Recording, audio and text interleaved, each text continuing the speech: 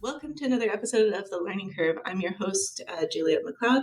This is going to be a different episode. We're calling this a bonus episode where I have our entire EmTech team from Learning Services with us today, and we will be discussing AI and how this is coming to life in education and what are some starting points for us as teachers and educators. Our team just introduce themselves and talk a little bit about their journey so far as teachers and what brought them to be EmTech consultants here at Learning Services. So we'll start with Nicole. I'm Nicole Cunningham. I have been with Edmonton Catholic for 25 years. Most of my experience falls in the elementary realm of grade 5 and 6. I've also been a tech coach for about 12 years and then entered into the Learning Services tech coach role last year, where I was able to really start to look at some of the educational technology tools that consultants might be using within the different subject areas. And I have become an emerging technology consultant. So this has been a really great year of really starting to dive into how we can support teachers with educational technology for their students. Next, we have Devin, who is joining the EmTech team for next year. Great to be here. My background experience is elementary, and I've been with Edmonton Catholic Schools for roughly 12 years. Currently, I am the Learning Services technology coach, so helping the department, but moving to EmTech next year and really just looking forward to kind of infusing technology in curriculum and student-based learning and all of those wonderful things. Our third member of the EmTech team is Joel. Hi there, I'm Joel Christensen. I've been a teacher with Edmonton Catholic for about 12 years as well. I've spent most of my career in the K-9 space, working mostly with design studies, makerspace, some languages in there as well. I got into the EmTech just this year, and it's been a big year of growth. There's been a lot of challenges that teachers are facing with regards to technology and just the classrooms in general. And it's been a great year of just working through them with teachers to try to maximize how they use the technology that they have. Welcome, everyone. Thanks so much for being on this episode. And to guide our episode today, we're going to actually use the table of contents from a book that your team has been using called AI for Educators by Matt Miller. It's Learning Strategies, Teacher Efficiencies, and a Vision for an Artificial Intelligence Future. So his very first chapter is titled, Welcome to the AI Revolution. Do you want to speak to how that's been coming to life for the EmTech team? How are we defining AI and its use for teachers? AI obviously is artificial intelligence. And of course, we always think back to the Terminator days where we have that AI-infused robots kind of coming down and taking over the world. However, that's not really what it is. And so we've actually been using AI for a lot of years, and we don't even know it. So it's in a lot of the ed tech tools that we use. So for example, read and write, we use word prediction, which is an AI. Now, AI really has taken a jump into our world as of February. Microsoft decided to invest $10 billion into OpenAI, which is what ChatGPT is from. And so basically, you can think of it this way, as that whole disruptive innovation kind of component where everyone knows what Netflix is, the whole TV kind of revolution that we had years ago. Well, it took about 3.5 years to get 1 million users for Netflix. ChatGPT took a whole 5 days. And so this is a new technology that has hit us by storm, and it is not going away anytime soon. And so it's something that we need to really think about as we start to educate our students, because this technology in itself is going to change the way that our job market looks for students. It's going to change the way that we educate our students. And just sort of thinking along the lines of AI about what it can and what it struggles with. So what it can really do is it does a good job at summarizing information, writing structures like lesson plans, essays, things like that, explaining code, gathering data, and just communicating that information back to us based on the prompt and whatever we're putting in to Chat GPT. Some notions of things that people might think that it does but doesn't is it's not really looking at current events. So it does have a limited data set, a limited amount of programming that's able to access. So anything that is 2021 and prior, it doesn't really have like that academia aspect. So it's not really connected to the internet. It can have a bias in it. There's not really a depth to the writing. So it's not really taking tone and things like that into account. And it's not really looking at mistakes. So we just have to look through the lens of credibility as well, just because from that book, Matt Miller, right, we do have to question what essentially this AI model is giving us, just like we would with any other text-based information or things that we're reading. And I guess that's kind of hardwired into our brains there to sort of think that way. You hear the horror stories of the AIs kind of gaining sentience, and then, of course, realizing humanity is nothing but bad for the environment and the earth. But those days are far away from us still. The more we have our eyes on these tools and the more that we get them in the hands of everybody, it's a kinder future. I'm actually starting to get some emotions come up for myself. I'm starting to feel a little anxious, a little fearful. Teaching in the classroom when AI comes out ignites a lot of these feelings for us as teachers. All right, what are some other tips or understandings that have helped you better understand artificial intelligence and its applications for teachers? Coming off of COVID, a lot of teachers had to dive into this whole technology world of like learning how to teach online. That in itself has also made people a little bit more anxious. You would have thought it would have made people a little more comfortable, but now they're a little bit more anxious around technology. And so when something new comes out, they have that hesitation to dive into it. In another episode, we'll talk about how we can use it with students. But at this point in time, right now, we're fearful of logging into it to start, because what information is it saving from our own experience? Now, most of these AI tools, whether they're like the drawing ones or the written ones, they are all in beta modes. Really important to make sure that we don't put any sensitive information into it, any personal information, because they are still learning from the things that we're putting in, not the AI itself, but the people that are programming it. And so we need to be careful in that aspect, but it is still something that is really worth diving into and logging into, even just to play around a little bit and just do some simple life tasks with it, like plan a menu for a barbecue you're having on the weekend. It can be used for simple tasks like that. And so if you don't want to test it out right now in the education world, you can just test it out in some of those pieces. They can make a checklist of cleaning activities you need to do, or if you're traveling this summer, you can use it to plan out a travel itinerary of places that you should see when you go to Phoenix, Arizona, or wherever it may be. And so it can be really great for doing some personal tasks. These tools can actually save you a lot of time in your world of education as educators to help with administrative tasks, planning tasks, all of those. And so I guess I was one of those people that never really jumped into the whole technology world until I was forced into it. When I was told that I was going to be a smart mentor many years ago. And I kind of looked at my principal and was like, are you for real? And then I started clicking. I was scared if I didn't know a tool 100%, I did not want to use it. I did not want to put it in front of students, anything like that. But as soon as I got over that little bit of that fear and just decided that, you know what, it was best to learn with the students, that helped me. It's one of those things where you take that tool and you just open it. And you just put in your first thing, write me what can I ask it to do? A summer workout plan. You can take your dreams of, rock hard pectoral muscles and just spin them into a reality that you didn't even have a path to get to. I also think that knowledge is power. The way to overcome fears is to learn and to get more understanding about how things work. I'll just speak as a dad real quick. Turning on the light and looking in the closet is a great way of making sure that there's no monsters in it. So with ChatGPT and maybe AI in general, having that more open, ready to understand a little bit more is a great way to pull back the curtains and to see that, the days of humanity's judgment are far away. I already feel better hearing that I don't have to be all in on AI.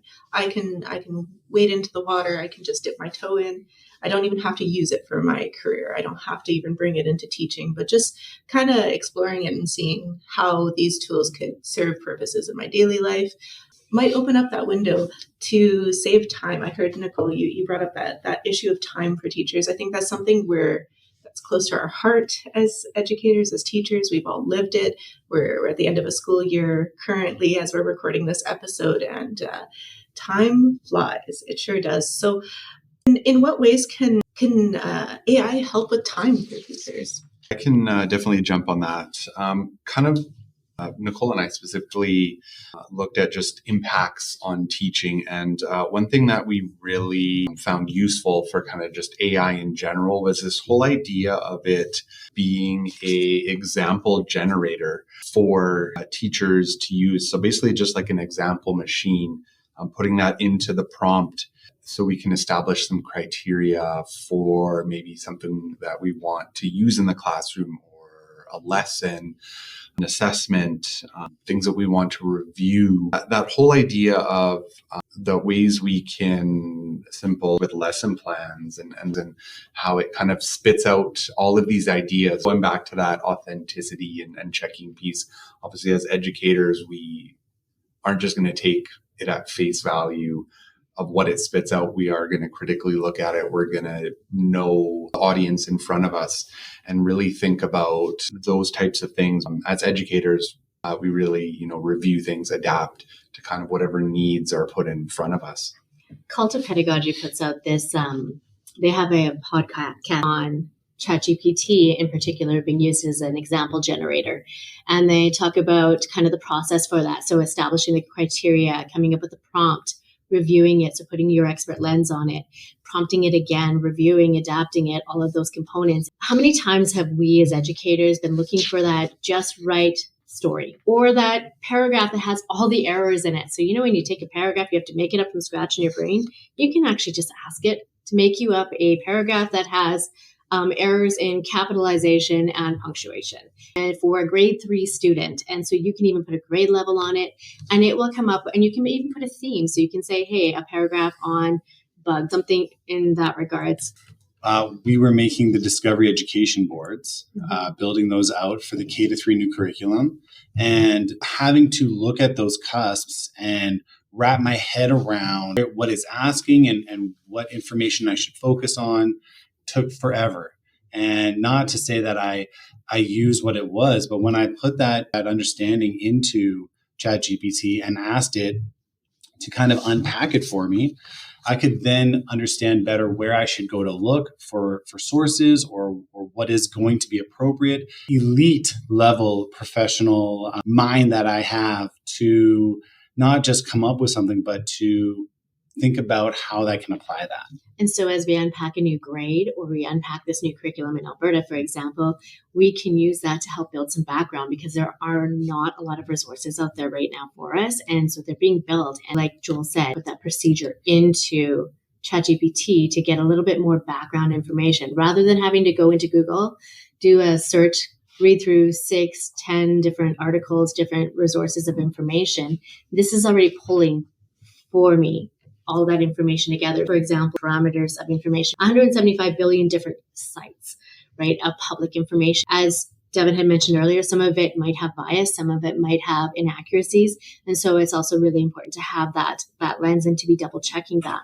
But being able to go in and get some background information as well. Even that idea of it being an idea generator, it's giving you a list. You're going to go through that list and sort of the best of both worlds because you're not spending all that time going through absolutely everything. You have something that you can go back to, again, what Nicole was talking about reviewing, adapting, and really looking through things in order to, I guess, best discern what your audience needs in that specific moment in time.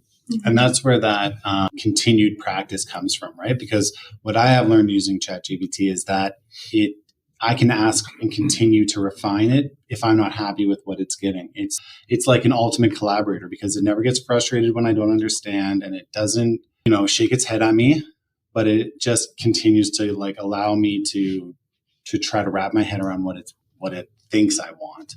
Yeah, and I like that you were saying ultimate collaborator, Joel. Simply, I've read the AI infused classroom recently by Holly Clark, and just in there, she was also talking about how she was using Chat GPT to be her like writing assistant, and sort of throwing things that she was writing in, and then refining it in that best of both worlds kind of things. Are writing things out, putting it in there and using it as an editor, just to have some refinement, some finesse, little things like that. They're definitely for that. And you might tool. only pull like a sentence from whatever it spit out into your piece, but at least it was a trigger for you. And so now you take that idea and you roll with it in your own voice. And so that's something that people are fearful of as well, is losing their own voice.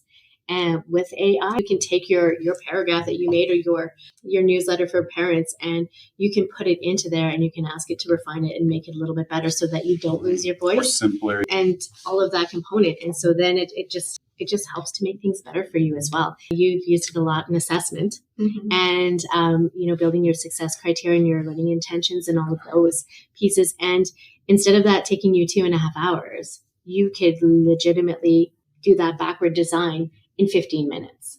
So it's that time piece.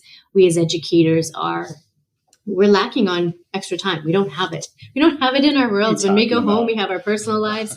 We have a lot of things going on. And so when something can spit out a response in 10 seconds, and then you take all of those little responses and you start to build your assessment template, you start to do any of those pieces. It's like that scaffold, right? But it spits it out for you a lot quicker. And you don't have to just copy and paste, but you can for some pieces of it, and then put your own twist on it. You just need those ideas. You have a million things going on in your brain at the same time, and you just need to be able to focus in on that one piece. Yeah, and then filling in those gaps kind of afterwards where you need that additional research or you need that additional piece of information back to that example idea generator. Yeah. This is all wonderful. So many different ways in which we could use AI and to help us with our own careers. And we're going to link in the description for this episode 2 videos. You'll be able to see Nicole walking through how she's used a Chat GPT to help build Discovery Ed boards for new curriculum. And you'll also see a protocol that we've developed for engaging in backwards design using Chat GPT, not in the driver's seat of this planning, but as that true collaborator. Thanks so much, EmTech team, for being on the episode today. I think we've just scratched the surface of what AI could be for us in education. Before we sign off, let's just do a quick roundtable to recap. What is your top use for AI? Okay, I'll start. So I'm going to just do 2 because they're different. The first one is in Canva, the AI image generator and designer. I love that tool. I think it's so useful and so intuitive. And second, I am a D&D-er. Shout out King's Cursed. And I use ChatGPT to create opportunities for my character, Droll, the Wood-Gnome Wizard, level 4, to cast spells. I use it to just as an opportunity to practice those skills so that when I get at the table, I'm more capable. So I think my kind of top use that I've been using a lot for would be just creating prompts and descriptions for kind of sessions and things that I'm going to be leading or giving to teachers/school workshops. I have found it to be really useful in building resources. And so just coming up with some ideas for like different skills to teach students. And so different kind of experiments or inquiry-based projects that they can engage in, as well as rewording information so that it would be appropriate for a certain level of student. They say that anytime that you're wanting to simplify something so that people can understand it, and adults included, ask it to do it at a grade 3 level. That is the most, what's the word I'm looking for? Universal appropriateness for wording of information is at that level. So that would be kind of where I've used it the most, and I really do enjoy using it as that idea generator. I've been using Chat GPT mainly as the AI tool that I've engaged with this year, and and simplifying my questions. Like we've been working hard on high impact questions and what makes a good question that elicits thinking. And I know I can get very wordy with my questions, and Chat GPT has helped me simplify those for students and for teachers that I've been speaking with. Simplifying to 50 words. That is one of my favorite prompts. So I understand that you have some sessions coming up here at the end of August and probably some repeat sessions throughout the year. But do you want to talk about those sessions for August? We do. We here at Edmonton Catholic Schools are running a summer summit for our elementary, our secondary, as well as our Voices, which is our languages programs. And so August 28th is our secondary one. And Julia and I are actually running a session on backwards design with ChatGPT. And so if you are part of ECSD or one of the partner school boards, then please jump into SCED and sign up for it. Also for the elementary one, Devin and I are running a harnessing ChatGPT as educators session for elementary teachers. And so also feel free to join in that. And then, of course, we'll be running other sessions as we go too. We usually like to jump into Atlee, GECA, those kind of professional development opportunities as well. And you have a robust SharePoint available internally for Edmonton Catholic Schools. Do you want to talk to some of the resources that are on there for AI? There are so many of them. We do have two pages that we've started up on artificial intelligence. One that is just artificial intelligence in general that has a variety of different educational tools, because you do have ones like CurryPod, which builds PowerPoint slides, presentations. You have other ones like WriteSonic and some things like that, as well as there's even just like the AI tools like Learning Coach and PowerPoint Live. We have that, as well as a page dedicated to ChatGPT, because that has been more of the space that we've dove into this year. There are lots of resources about the plugins, extensions, just what it is, how to use it, that are available also on SharePoint. Any last thoughts before signing off? We want to just remind everybody that we're here to help. And if you ever have any technology or innovative questions, don't hesitate to reach out. Open up that ChatGPT, sign in. I've already asked it to tell me what the top 5 things for families to do in Phoenix are for this summer. And even just use it in that regards to do some personal piece. Introduction letter to parents for, hey, welcome to the 2023-24 school year. I'm whoever, and you're introducing yourself. Get it to help you with that too. It'll really save you some time. Don't be afraid to just take the plunge and explore. Fantastic. Well, thanks so much, Nicole, Devin, and Joel, for joining us on today's episode. You can let us know in the chat for the episode, what do you want to hear next in relation to AI? And we can definitely put out an episode that responds to what you're looking for.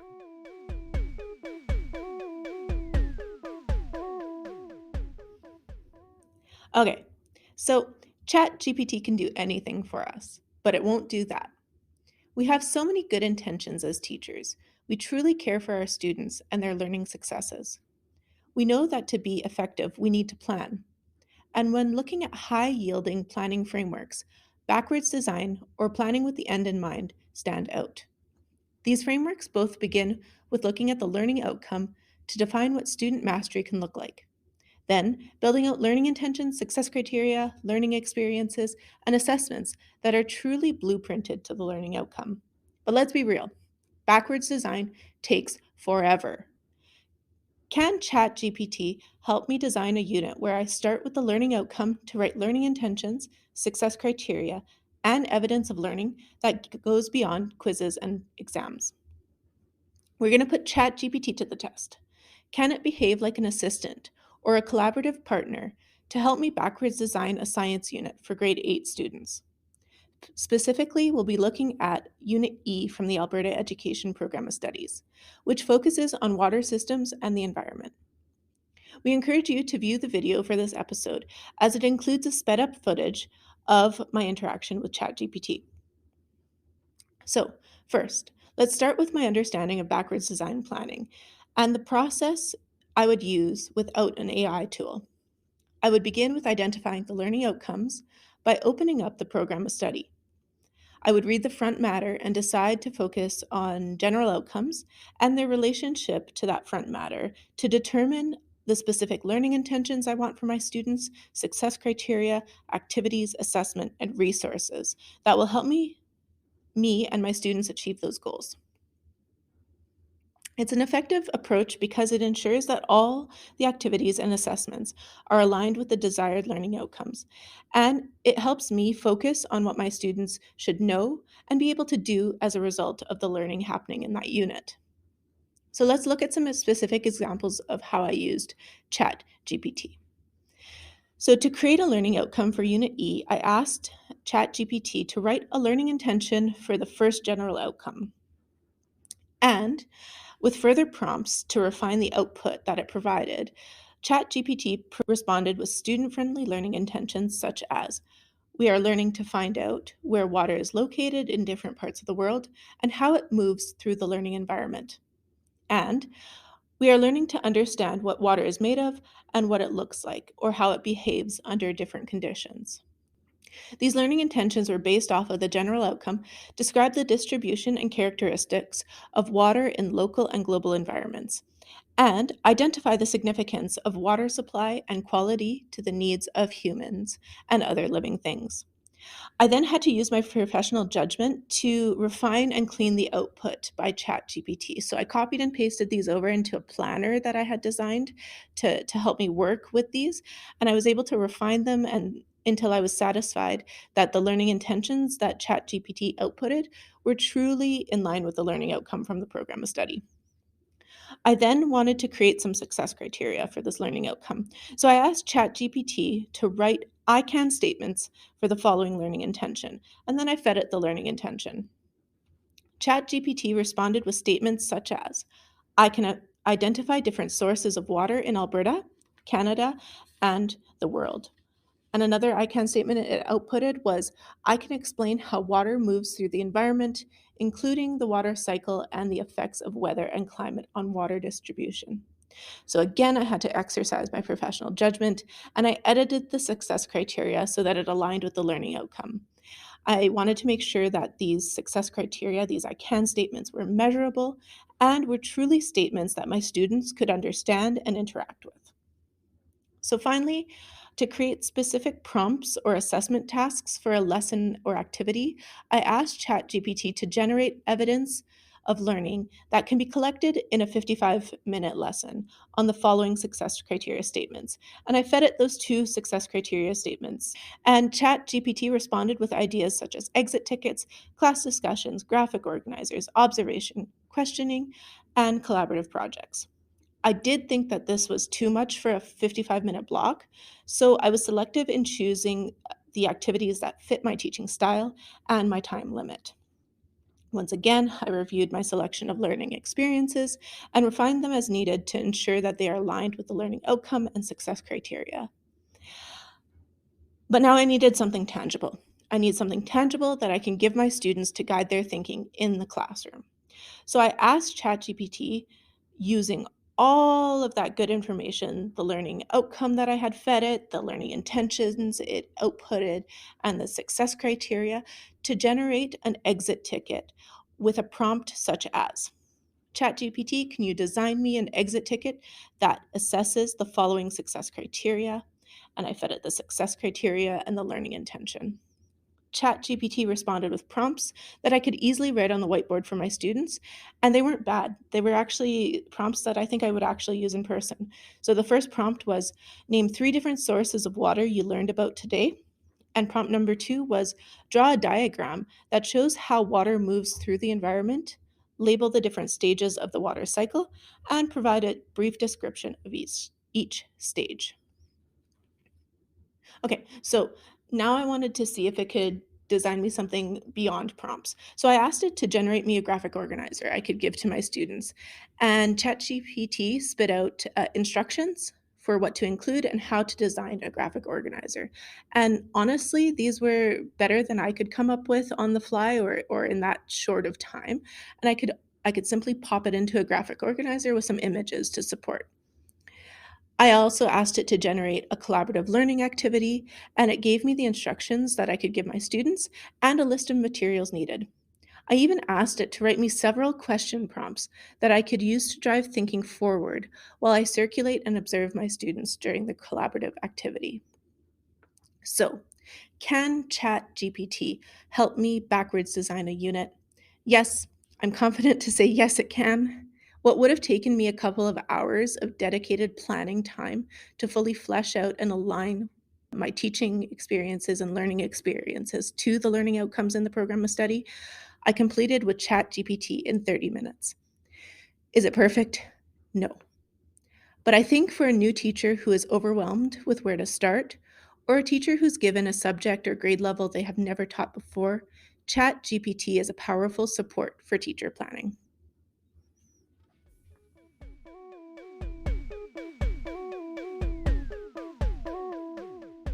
So one of the ways that I've used ChatGPT this year is in helping me to build background information on different cusps within the science curriculum.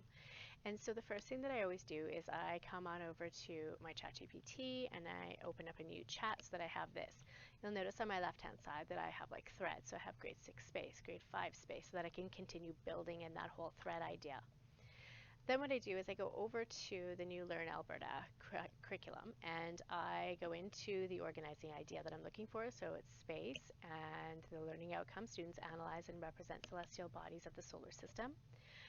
I'm currently working on this particular cusp, and so what I'm going to do is I'm just going to copy it, and I'm going to come back over here to my OpenAI ChatGPT, and I'm going to start with a verb. I'm going to start with explain to, and I'm going to give an audience, so to a student in grade 6, the following. Let me just make that edit, and I am going to paste that cusp. Now, you can always choose if you want the text to be a little bit simpler and the content to be a little bit simpler. I could choose a younger grade if I want, but I always just right now choose it for the specific grade that cusp is built for. Once I hit send, what it does is it then builds me out some information about this. And so you can see all of this information here. And so what I usually do is I just grab this because what I'm doing is I'm trying to build some background knowledge just not only for the students but also for my search and discovery education. So discovery education is a digital platform that actually allows for it's a platform that has all kinds of content. So it has videos, virtual labs, explorations, animations, all kinds of informational components, as well as some really great spotlight on strategies, which are like visible thinking routines and learning processing activities. And so here you'll note that I have that same cusp at the top of this screen. So what I do when I'm in this space is I come up to my edit and I just throw in a text box. And so part of my process for building these is I ChatGPT all of those cusps. Now I just throw that information in here to start because what it does is it helps me then to break down what I'm looking for. And so I will come back to ChatGPT and I will continue to do the same thing between the Learn Alberta and that. Now these are my knowledge parts, so I always just start with explain. Now for my skills and procedures, I do it slightly differently. I will, oops, I forgot to copy that, come back into this place and I will just say explain, actually I'll say, how can a student in grade 6, and because it's a skill or procedure, it's already got a verb in it. So I'm going to say name and order the planets, and I'm just going to plunk it in, and I'm going to hit enter again. And I will continue to do this for all of the cusps so that I have them all ready to go. And then I'll copy and paste, and I will continue that whole process of this board of just copying and pasting it on every single page. But that's because I do it in a little bit of an assembly line. Other people would just put the content in and then search. So as I said, Discovery Ed is a content platform. So when I come into this space, now that I've read this information, so I can say celestial bodies are objects that exist outside of Earth's atmosphere, and so I can start to look at things like the temperature, that they have different surface conditions, there's all different types of characteristics, and so I can start to then go into Discovery Ed and look for, different planets. So maybe I want to actually look up Jupiter, which allows me also to do a filter for grade 6, and I can start to insert information. So once I've done that, and I can look for videos, I can filter, I can do all of these pieces. So I can grab the pieces, I can go watch them, and decide which ones would be appropriate. Once I've selected them, I then go back into this information and I really start to break it down. What does that look like? Well, I don't leave all of this ChatGPT and this board. I sometimes build questions out of it. Sometimes I just take a sentence or two or reword the sentences myself to make them make sense. Of course, I'm always checking for accurate information as well. Once I'm done doing that, I also then, there is a teacher notes section in here, and in this teacher notes section, what I can do is I can put some of that ChatGPT information in here to help give them some specific information just as a teacher for the background without having to do all of their own research right off the bat. And so when I'm done with this page, so you can see this is just me starting to build out the resources, like what kind of content should be in it, etc., using ChatGPT. This is what the final page looks like. So I have taken celestial bodies indeed inhibit a wide range of characteristics. And then I just put the first sentence from each one, and I've reworded a couple of them. I bold the vocabulary words. I choose an activity, which you can see in this teacher notes is up here as well. So it's an actual like spotlight on strategy sketch notes. I build an activity out and I put all of the resources that I can match from Discovery Ed that I think would be appropriate for my grade 6 students. And so this is how I use ChatGPT to help me build resources. So this turns into this. That's just one way that I have found it to be very useful.